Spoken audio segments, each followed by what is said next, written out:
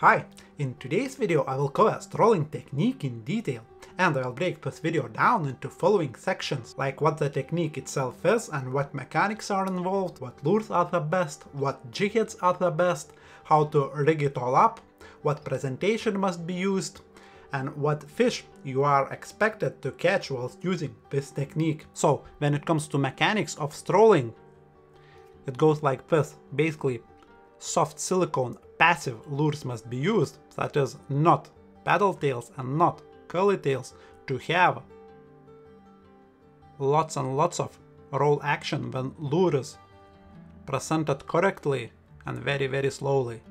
And predatory fish absolutely love this roll action. When it comes to the lures, it's quite basic really. As I mentioned, passive lures must be used. I really like these fork tails, because if you can imagine, when the lure is rolling, those pins or that fork will be moving a lot. Also, pintails are fine. And also you can make most lures to roll. For example, that's a easy shiner from Kitech. I just removed the paddle tail, just chopped it off, and it rolls quite well. And you can actually get Z-Man sticks to roll as well. But one thing I will mention right away is that since the Z-Man sticks are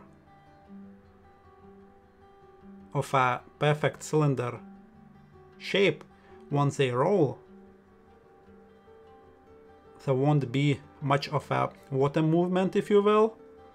But if you have a shape that looks like a fish, when this kind of a lure will be rolling, it will move more water than something round would. And yeah, you can use obviously different sizes. And one thing also I have to mention, that floating lures actually, for example, if this one would roll a little bit better. You see, floating lure will always try to kinda come on top, if you will, and will kinda enhance that roll action. So they will always try to go on top. And yeah, I discovered that floating lures do roll very well. A little bit better, I would say, than regular ones. When it comes to jigheads for strolling, it's crucial really to use correct ones. And there are a few elements to look for in a jighead. One, as you can see, the eye of the hook must be at a 90 degrees basically. The hook should go like that, so that's the shank and that's the eye. That's super important. Then, most of the weight must be above the hook shank, and this will make heaviest point or heaviest area of the jighead a point, and the jighead will want to flip on one side or another, because the weight will be, as I say, above the hook shank. So this part will be heavy and this part will be heavy as well. And attached correctly and having a correct presentation, which I will cover, will make such a rig roll like crazy. And you can buy a few strolling jigheads that, you know, are made perfectly, so the depth one has like a wire just to make this effect even kinda bigger, if you will, because the wire will be heavy and away from the lead and above the hook shank, and it will want to roll. And better approach is by owner actually, who just melted the or molded the lead just above the shank next to the eye. But again, you can make your own jigheads or adjust the ones that you have. So as you can see, I have pretty standard mushroom jighead here, 90 degree attachment eye here, as you can see though. So and I will transform this jighead into a strolling one. So I will grab a snippet and I will make sure that I will align the hook's point and my cut,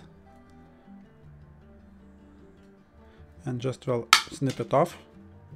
Here we go, and as you can see, most of my weight now is above hook shank, so towards the hook's point, and this jighead will stroll very easily now. Obviously you have to be extra careful when it comes to performing those cuts, so you would have a perfect symmetry still.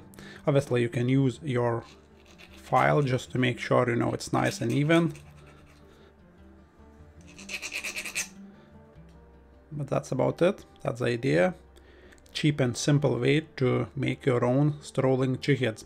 And obviously it applies to standard trout jigheads as well. It's more difficult, but it still can be done. And I will perform a cut like that as well, just to take off more lead. And as I say, with the round ones it's way more difficult to walk, but still, see, most of the weight now is above the hook shank.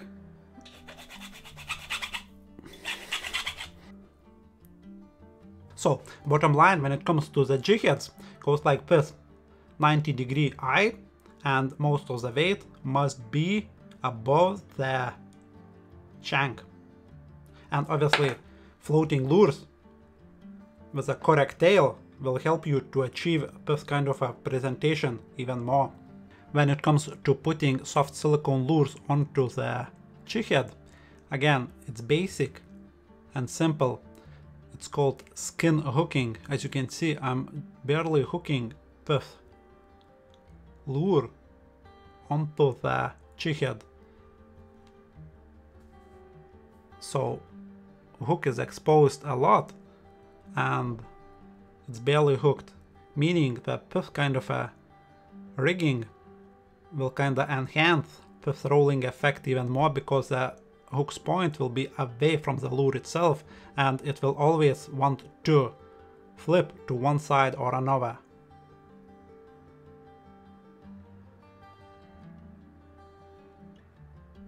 As I said, now this hook's point will be the heaviest kind of element above the lure itself, and it will always want to flip.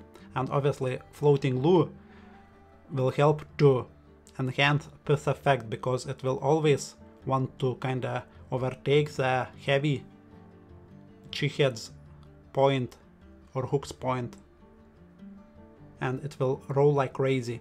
The attachment of the jighead onto the line itself can be very important too.